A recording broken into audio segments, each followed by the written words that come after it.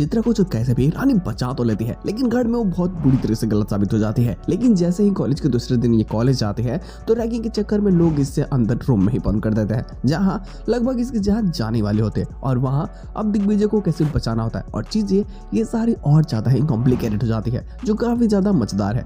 तो बात करें एपिसोड की स्टार्टिंग गुंडों से होती है। अब गुंडों को सबक सिखाने के लिए रानी जो अपने दोस्तों को बुला लेती है, तो उनकी मदद से इनको बहुत ही ज्यादा अच्छा सबक सिखाती है और बहुत ही ज्यादा डरा भी देती है। खैर देखो, ये तो भाग जाते हैं, लेकिन यहाँ जो वीडियोस वायरल होती है यहाँ की, वो घर तक पहुंच जाती है और काफी सारे लोग घर भी पहुंच जाते हैं। जो लोग रानी की तारीफ कर रहे हो, तो घर के जितने भी सदस्य होते हैं, इवन यहाँ दिग्विजय भी रानी के खिलाफ बोलने लगता है। उसे डर इस बात की होती है कि कहीं इस बेवकूफी के कारण रानी के बच्चे को कुछ हो न जाए, और बहुत ज्यादा लोग गुस्सा करता है। खैर उसे तो कमरे में भेज दिया जाता है। जैसे वो यहाँ पे आती है, वो समझाना चाहती है कि ये तुम्हारे घर के बेटी के साथ में ये चीज हो रहा था और मैंने सिर्फ उसकी मदद की है, लेकिन फिर भी कोई समझना नहीं चाहता। दिग्विजय भी कमरे में जाकर से बहुत अच्छी खासी डांट देता है कि अगर कुछ भी आगे से हो तो तुम मुझे बताओ, तुम लोग मुझे कुछ बताया नहीं और खुद से चले गए लड़ने के लिए, अगर कुछ हो जाता तो।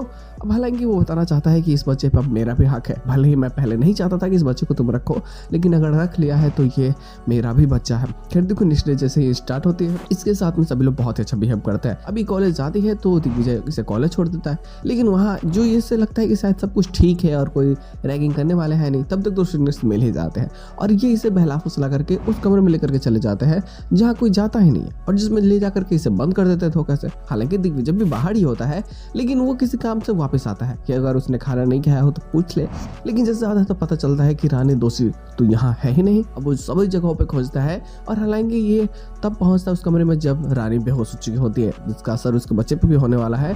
लेकिन इसके बाद में जो दिग्विजय तमाशा क्रिएट करेगा यहाँ पे, वो काफी ज्यादा मजेदार। हालांकि पिंकी और अनीसा भी प्लानिंग बना रहे होते हैं कि कुछ ना कुछ करके कैसे भी रानी को घर से बाहर निकलवाना है, और ये सारी चीज जाने के बाद में तो उनके दिल को ठंडक मिल ही जाती है कि यार आज रानी का खेल खत्म होने वाला है। और फाइनली रानी सच में बहुत ही बड़ी मुसीबत में होती है। कमरे में ऑक्सीजन की कमी के कारण जो चीजें इसके साथ में होती है, उसका असर बहुत बुरी तरह से इसके बच्चे पे भी पड़ता है, और ये चीजें और ज्यादा ही कॉम्प्लिकेटेड होने वाली है, जो काफी बवाल क्रिएट करेंगे। खैर लोग इसके साथ में छोड़ के एंडिंग कर दी जाती है।